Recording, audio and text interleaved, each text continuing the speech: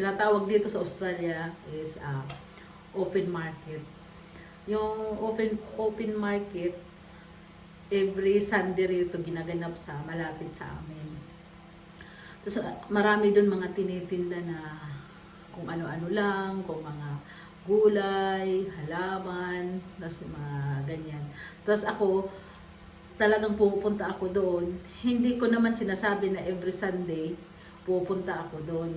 Pero most pupunta ako doon kasi bumibili ako ng vegetable doon at saka kamote kasi ang nagtitinda doon Pilipina.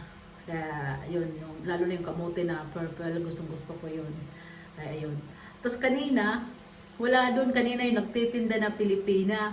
Kaya ang ginawa ko, nag-ikot-ikot doon muna ako so, kasi may nagtitinda rin naman ng ibang gulay para makabili din ako. Tapos tamang-tama naman, pag ko tingin ko doon, may nagtitinda doon ng orchids. Kaya ito, nakabili na naman ang lola ng Cattleya. O, di ba? Tapos, yan, bumili ako. Isa lang naman. Pero nakita ko ang ganda, oh. Sabi ko nga doon sa, doon sa nilang ko nito, kung pwede ko siya repotting kasi ang dami nila, oh. Dami po. Sabi sa akin, hindi pa daw pwede, patapusin ko daw magbulaklak. Ayan, oh, kasi may bulaklak, tapos may bagong tutubo pa. Ito, bulaklak daw ito, sabi. O, diba? Kasi di naman ako expert. Kaya tinanong ko doon sa nagtinda sa akin.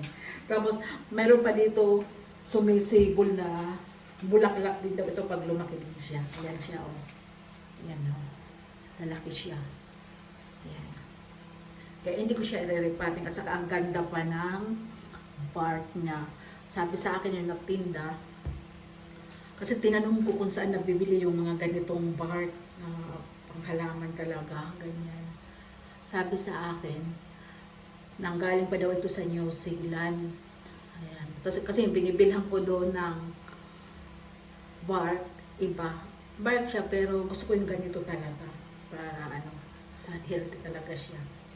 O anyway. Pero hindi pa naman ako ngayon magre-repotting nito kasi lang siya, maganda talaga siya.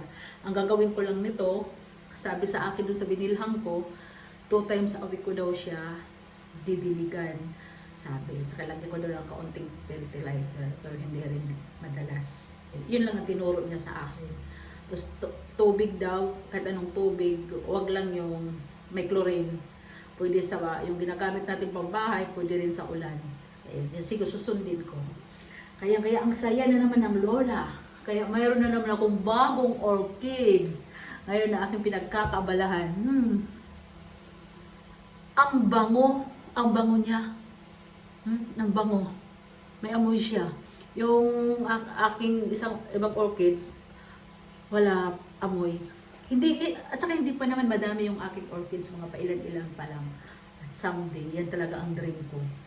Kasi sabi nga sa akin ng asawa ko, gagawaan daw niya ako ng greenhouse para sa halaman ko. Kasi may mga halaman na din ako doon sa labas na tinatanim-tanim ko. Kasi katulad nung nabili ko sa Bunnings na aquarium na halaman, 2 lang yun na nabili ko. Tapos mayroon mga anak-anak, ginrepotting ko nung siguro mga 1 month. Naka 10 pot. Ang ganda rin ng mga bulaklak nun yung nirepot ko. Kaya ipapakita ko sa inyo kung ano na nangyari. Yan, okay na. Yan yung na-repot ko na aquarium. Yan, 2 lang yan na nabili ko dati sa Bunnings. Yan na sila. Yan yung aking mga halaman pa lang dito sa labas.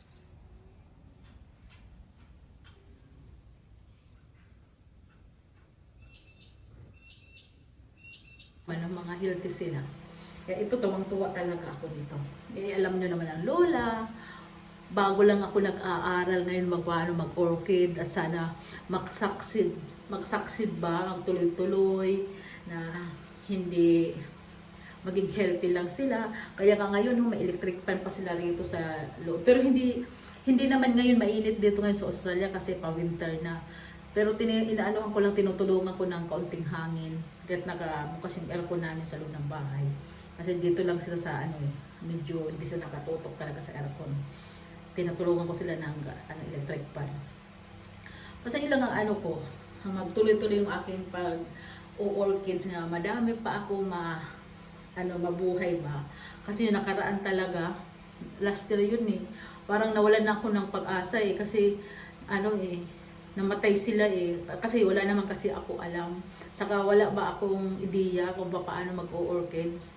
Tapos tamad din ako mag-lesson doon sa mga ganyan-ganyan kung paano mag-orchids, kung paano mabubuhay, kung paano madidiligan, yung mga ganyan. Wala eh. Basta ako, diligan ko lang nung, yun lang, wala na. Tapos tinutok ko pa nung araw sa malapit talaga sa aircon. Eh nakita ko, nanunuyot na. Kaya yan hindi ko na alam. Kaya ngayon, medyo, hindi pa naman ako yung sabi na marunong.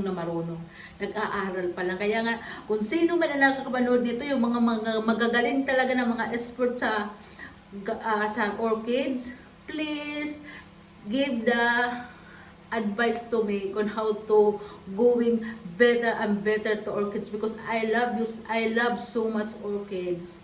I hope. Thank you for watching me, everyone. Thank you. God bless you.